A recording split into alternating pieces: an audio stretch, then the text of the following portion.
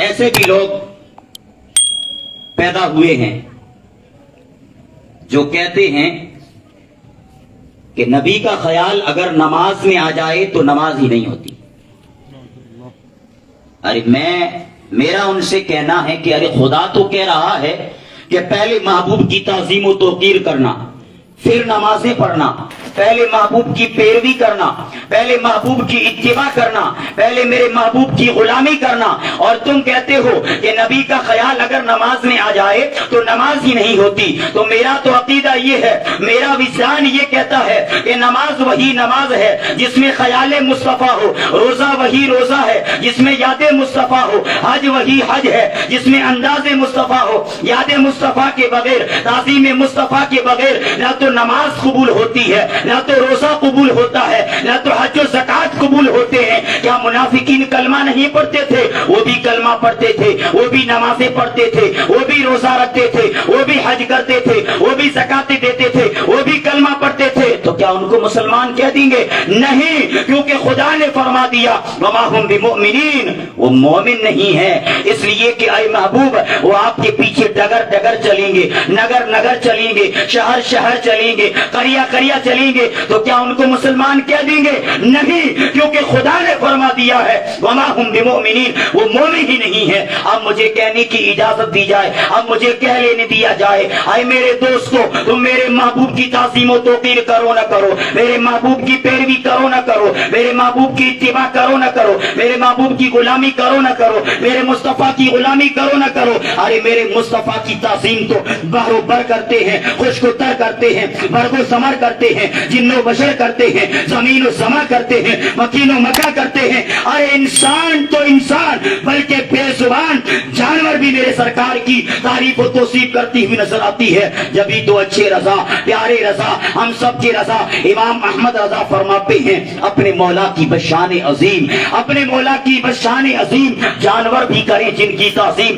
ارے سنگ کرتے ہیں، پتھر کرتے ہیں ادب سے تسلیم، پیڑ سجدے میں گرا کرتے ہیں. نعرہ تکبیر، نعرہ رسالت، پانچ نعرہ پنجتن کا ایک نعرہ حیدری، دم منار، دم منار. سنگ کرتے ہیں ادب سے تسلیم، پیڑ سجدے میں گرا کرتے ہیں. پیڑ تو میرے مصطفیٰ کے سامنے جھکتا ہے، لیکن دنیا میں ایرو غیرو نتھو ایسے پیدا ہو گئے جن کے جھپے نیچے اور پجامے اوپر، پیشانیوں پہ داغ بنائے ہوئے. وہ کیا کہتے ہیں کہ پیڑ تو میرے مصطفیٰ کے سامنے جھکتا ہے، لیکن یہ کیڑے مکوڑے جھکنے سے انکار کرتے ہیں. ارے میرے مصطفیٰ کی شان تو ایسی شان ہے جس کو ہم بیان ہی نہیں کر سکتے. آئیے خدا کی مقدس کتاب سے سوال کرتے ہیں، آئے قرآن تو ہے خدا کی مقدس کتاب، آئے قرآن تو لا ریب کتاب ہے، تو منبع نور و ہدایت ہے، تو مشعل راہ ہے. تیرے اندر ہر سوال کا جواب موجود ہے. تیرے اندر انسان کی ماں کی گود، بچے کی ماں کی گود سے لے کر کے قبر کی کوٹھری تک ہر سوال کا جواب تیرے اندر موجود ہے. اے قرآن ہم سب تجھ پر ایمان لا رہے ہیں، تو بتا سب سے اونچی شان کس کی ہے، سب سے اعلیٰ مقام بلند اعلیٰ مقام کس کا ہے، سب سے بلند مرتبہ کس کا ہے. تو قرآن اس طرح گویا ہوتا ہے، قرآن جواب دیتا ہے. اے سنی مسلمان تمہاری طرف ہے جوان، سن لے میرا بیان. نبی کی زبان وما ينطق عن الهوى، نبی کی بلندی ورفعنا لك ذکرک، نبی کا سینہ علم نشرح لك صدرک، نبی کا چہرہ وقتها، نبی کی زلف معمر واللیل اذا سجا، نبی کی حقیقت قد جاءکم من اللہ نور ہے، نبی کا آسمان سے اترنے کا مزاج والنجم اذا ہوا ہے، نبی کے دل کی صفائی ما ضل صاحبکم وما غوا ہے. ارے میرے نبی کی شان تو وہ شان ہے جس کا کوئی جواب نہیں. میرا نبی نبیوں میں لاجواب ہے، میرا نبی رسولوں میں لاجواب ہے، میرا نبی انسانوں میں لاجواب ہے، میرا نبی جناتوں میں لاجواب ہے. ارے میرا نبی تو وہ ہے جس کا کوئی جواب نہیں. میرا نبی رفعتوں میں لاجواب، میرا نبی شوکتوں میں لاجواب، میرا نبی ذکر میں لاجواب، میرا نبی عظمتوں میں لاجواب. میرا نبی تو وہ ہے، اگر میں پلٹ کے کہہ دوں کہ جن کی زلفوں کا جواب نہیں وہ مصطفیٰ ہے، جن کے چہرے کا جواب نہیں وہ مصطفیٰ ہے، جن کی ہتھیلیوں کا جواب نہیں وہ مصطفیٰ ہے، جن کے تلووں کا جواب نہیں وہ مصطفیٰ ہے، جن کے مہینے جن کے خاندان کا جواب نہیں وہ مصطفیٰ ہے، جن کے چلنے کا جواب نہیں وہ مصطفیٰ ہے، جن کے بیٹھنے کا جواب نہیں وہ مصطفیٰ ہے، جن کے سونے کا جواب نہیں وہ مصطفیٰ ہے جن کی گفتار کا جواب نہیں، وہ مصطفیٰ ہے جن کی بھوؤں کا جواب نہیں، وہ مصطفیٰ ہے جن کی پلکوں کا جواب نہیں، وہ مصطفیٰ ہے جن کے دندان کا جواب نہیں، وہ مصطفیٰ ہے، اور جن کے خاندان کا جواب نہیں، وہ مصطفیٰ ہے۔ ارے میرے مصطفیٰ تو وہ ہیں جن کا کوئی جواب نہیں، لیکن لوگ ان کی تعظیم نہیں کرتے، لوگ ان کی اتباع نہیں کرتے، لوگ ان کی پیروی نہیں کرتے۔ میرے دوستو، جو میرے مصطفیٰ کی تعریف و توصیف کرتا ہے، جو مصطفیٰ کی اتباع کرتا ہے، اس کی زندگی قابل رشک اور پروقار اور باعزت ہو جاتی ہے۔ جب اس کی موت ہوتی ہے تو قبر اس کا انتظار کرتی ہے، جب وہ قبر میں جاتا ہے تو اس کی قبر جنت کے باغوں میں سے ایک باغ بن جاتی ہے، لیکن لوگ اس کے باوجود مصطفیٰ کی تعظیم و توقیر نہیں کرتے۔ لیکن میرے دوستو، لوگ تعظیم نہیں کرتے، لیکن جانور بھی مصطفیٰ کی تعظیم کرتے ہیں۔ میرے مصطفیٰ جب جنگلوں میں بیابان میں گزرتے تھے تو شیر اور چیتے، بڑے بڑے درندے جھاڑیوں کو چھوڑ کر کے مصطفیٰ کے دیدار کے لیے آ جایا کرتے تھے۔ اسی لیے تو اعلیٰ حضرت فرماتے ہیں اپنے مولا کی بشان عظیم، جانور بھی کرے جن کی تعظیم، سنگ کرتے ہیں ادب سے تسلیم، پیڑ سجدے میں گرا کرتے ہیں۔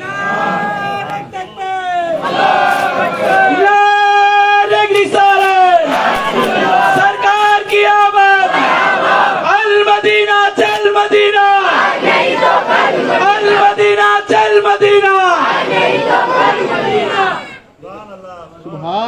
حضرات محترم، ہر انسان کی یہ خواہش ہے، ہر انسان کی یہ تمنا ہے، ہر انسان کی یہ آرزو ہے کہ پروردگار عالم مجھ سے راضی ہو جائے، چاہے وہ امیر ہو یا غریب، چاہے وہ سفیر ہو یا وزیر، چاہے وہ گدھا ہو یا بادشاہ، چاہے وہ ہندوستان کا ہو یا پاکستان کا، چاہے وہ کسی بھی شہر کا ہو، لیکن ہر انسان کی یہ تمنا ہے کہ رب مجھ سے راضی ہو جائے، پروردگار عالم مجھ سے خوش ہو جائے، پروردگار عالم مجھ سے راضی ہو جائے۔ لیکن آمنہ کی لخت جگر، عبداللہ کی جگر پارے، دائی حلیمہ کی راج دلارے، جناب محمد رسول اللہ صلی اللہ علیہ وسلم کی ذات بابرکات جب سامنے نظر آتی ہے تو معاملہ بالکل برعکس نظر آتا ہے، معاملہ بالکل بدلا ہوا نظر آتا ہے، اس لیے کہ پوری کائنات کے لوگ خدا کی رضا چاہنے کے لیے بے چینوں پہ قرار ہیں، لیکن خود پروردگار عالم اپنے محبوب کی رضا چاہنے کے لیے بے چین و بے قرار ہیں۔ اسی لیے تو اچھی رضا، پیارے رضا، امام اہل سنت فرماتے ہیں کہ خدا کی رضا چاہتے ہیں تو عالم، ارے خدا کی رضا چاہتے ہیں تو عالم، اور خدا خود چاہتا ہے رضا محمد صلی اللہ علیہ وسلم۔ یہ شان ہے سرکار دو عالم صلی اللہ تعالی علیہ وسلم کی۔ مصطفیٰ باعث ایجاد دو عالم ہے، لیکن آپ کی عبادت و ریاضت کا یہ عالم تھا کہ راتوں رات عبادت الہی میں گزار دیا کرتے تھے۔ مصطفیٰ اتنی عبادت کرتے کہ آپ کے پاؤں پر ورم آ جایا کرتا تھا، سوجن آ جایا کرتی تھی، اور جب ورم آ جاتا تھا تو ورم آنے کے بعد آپ کے پاؤں سے خون کے قطرات نکلنے لگ جاتے تھے۔ میرے مصطفیٰ سے پوچھا جاتا، یا رسول اللہ، آپ اتنی عبادت کیوں کرتے ہیں؟ آپ اتنی بندگی کیوں کرتے ہیں؟ آپ اتنی نمازیں کیوں پڑھتے ہیں؟ آپ اتنے لمبے لمبے قیام کیوں کرتے ہیں؟ آپ اتنے لمبے لمبے رکوع کیوں کرتے ہیں؟ آپ اتنے لمبے لمبے سجدے کیوں کرتے ہیں؟ آپ اتنی لمبی عبادت کیوں کرتے ہیں؟ میں آپ تو گناہوں سے پاک ہیں، آپ تو گناہوں سے صاف ہیں، آپ تو گناہوں سے منزہ ہیں، آپ تو گناہوں سے مبرہ ہیں، آپ تو گناہوں سے ایک دم بالکل صاف ستھرا ہیں، یا رسول اللہ پھر اتنی عبادت کیوں؟ میرے مصطفیٰ فرماتے ہیں، افلا اکون عبدا شکورا، کیا میں اللہ کا شکر گزار بندہ نہ بنوں؟ قربان جائیے، میرے مصطفیٰ سے رب فرماتا ہے، اے کالی کملی اوڑھنے والے آقا، طٰہَ مَا أَنزَلْنَا عَلَيْكَ الْقُرْآنَ لِتَشْقَىٰ، طٰہَ مَا أَنزَلْنَا عَلَيْكَ الْقُرْآنَ لِتَشْقَىٰ، اے کالی کملی اوڑھنے والے آقا، کیا ہم نے آپ پر قرآن اس لیے نازل کیا کہ آپ مشقت میں پڑ جائیں، آپ تکلیف میں پڑ جائیں؟ آگے رب پھر کرام میں ارشاد فرماتا ہے، یا ایھا المزمل قم اللیل الا قلیلا نصفہ او انقص منہ قلیلا، اے کالی کملی اوڑھنے والے مختصر عبادت کیجئے، چھوٹے قیام کیجئے، کیجئے, چھوٹے رکوع کیجئے, چھوٹے سجدے کیجئے. یا رسول اللہ, آپ کا صرف نماز پڑھنا ہی عبادت نہیں ہے, آپ کا صرف قیام کرنا ہی عبادت نہیں ہے, آپ کا صرف رکوع کرنا ہی عبادت نہیں ہے. یا رسول اللہ, آپ کا سونا بھی عبادت ہے, آپ کا جاگنا بھی عبادت ہے, آپ کا بیٹھنا بھی عبادت ہے, آپ کا چلنا بھی عبادت ہے, آپ کا جاگنا بھی عبادت ہے. یا رسول اللہ, اگر آپ سو جاؤ گے تو رب سے ہم کلام ہو کر کے رہو گے, اور اگر جاگو گے تو خدا کی رحمت جھک جھک کر کے سلام کرے گی. دیکھیے خدا کی رحمت کس طرح سے جھک کر کے سلام کرتی ہے. جبھی تو اچھے رضا, پیارے رضا پھر فرماتے ہیں کہ خدا کی رضا چاہتے ہیں تو عالم, ارے خدا کی رضا چاہتے ہیں تو عالم, اور خدا خود چاہتا ہے رضائے محمد صلی اللہ تعالی علیہ وسلم. یہ شان ہے سرکار دو عالم صلی اللہ تعالی علیہ وآلہ وسلم کی. درود پاک کا تحفہ پیش کریں. اللہم صلی علی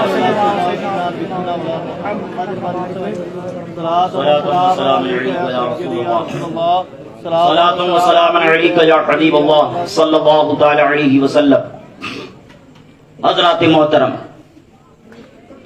یہ نبی محترم صلی اللہ تعالی علیہ وآلہ وسلم کی ولادت باسعادت کی خوشی میں یہ میلاد پاک کی محفل انعقاد کی جا رہی ہے, جو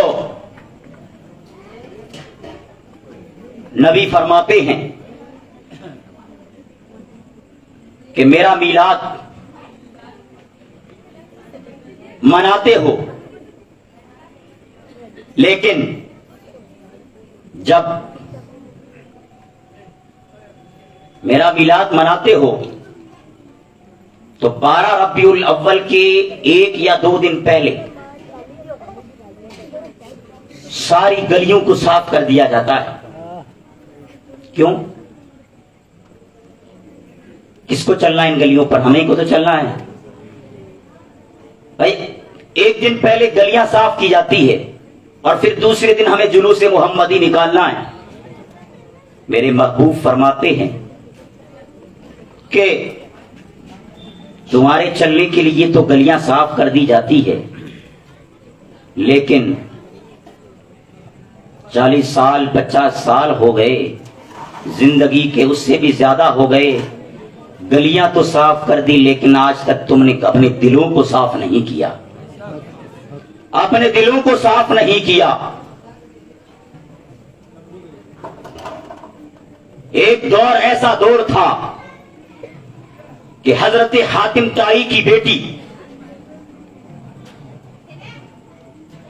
حضور کے صحابہ ایک جہاد کے لیے تشریف لے جا رہے ہیں. جب کافروں سے جنگ ہونے لگی تو مسلمانوں نے کافروں سے جہاد کر کے فتح حاصل کی. تو جب فتح حاصل کر لی تو کافر مرد اور عورتیں ان کو قیدی کر کے لے جایا جا رہا تھا. تو انہیں کے ساتھ میں حاتم طائی کی بیٹی بھی ساتھ میں تھی. جب جنگ کی فتح حاصل کرنے کے بعد میں قیدی کر کے لے جا رہے تھے, دوپہر کا وقت تھا, تپتی ہوئی ریت تھی. جب حاتم طائی کی بیٹی کو بھی قید کر کے لے جا رہے تھے تو کیا ہوا, اس بھیڑ کے اندر حاتم طائی کے سر کا پٹا نیچے گر گیا. تو میرے محبوب نے دور سے دیکھا, محبوب نے پاؤں میں چپل پہنے بغیر محبوب دوڑتے ہوئے گئے اور اپنے گلے کے اندر جو چادر تھی اس کو اتار کر کے حاتم طائی کے بیٹی کے گلے, بیٹی کے سر پہ پہنا دی, بیٹی کے سر پہ پہنا دی. بیٹی کی, حاتم طائی کی بیٹی کی چیخیں نکل گئی. بیٹی کہنے لگی کہ اس محبت سے تو میرے باپ نے بھی آج تک میرے سر پہ کوئی دوپٹہ نہیں اڑایا, پٹا نہیں اڑایا. آپ جو کافروں کے دشمن ہیں, لیکن اس کے باوجود آپ نے میرے سر پہ پٹا اڑایا ہے. میرے محبوب نے فرمایا, آئے بیٹی, تو نے ابھی تو مسلمانوں کے دین کو دیکھا نہیں ہے, سمجھا نہیں ہے, پڑھا نہیں ہے. تو مصطفیٰ کے دین کو, خدا کے دین کو پڑھ تو صحیح کہ اس کے اندر کتنی عزتیں رکھی ہے, اس کے اندر کتنا وقار رکھا ہے, اس کے اندر کتنا احترام رکھا ہے. پھر اس بیٹی نے کہا کہ واقعی میں تمہارا اسلام دیکھنے میں تو سچا لگتا ہے. تو میرے مصطفیٰ فرماتے ہیں بیٹی اگرچہ کافر کی ہی کیوں نہ ہو بیٹی بیٹی ہوتی ہے. تو اس محبوب نے اس جنگ میں فتح حاصل کرنے کے بعد میں ایک کافر کی بیٹی کا سر کھلا ہوا دیکھنا گوارا نہیں کیا. لیکن آج ہم مسلمانوں کی بچیوں کا یہ عالم ہے کہ سروں سے پٹا اترنا تو دور کی بات ہے، بلکہ آدھے آدھے جسموں کو آج ہماری بچیوں نے اپنے جسموں کو کھول کر رکھ دیا ہے. تو اس محبوب کے دل پہ کیا گزرتی ہوتی، اس محبوب کے دل پہ کیا گزرتی ہوگی. آج ہماری آنکھوں میں نہ جانے کیسی کیسی چیزیں گزرتی ہے. گناہوں کے علاوہ ہمارے آگے کیا رہ گیا آج. وہ محبوب جب تشریف لائیں گے تو ہم ان کو اپنا دیدار کیسے کروائیں گے، کیسے کرائیں گے محبوب کو. ان کا ایک کتاب ہے دلائل الخیرات،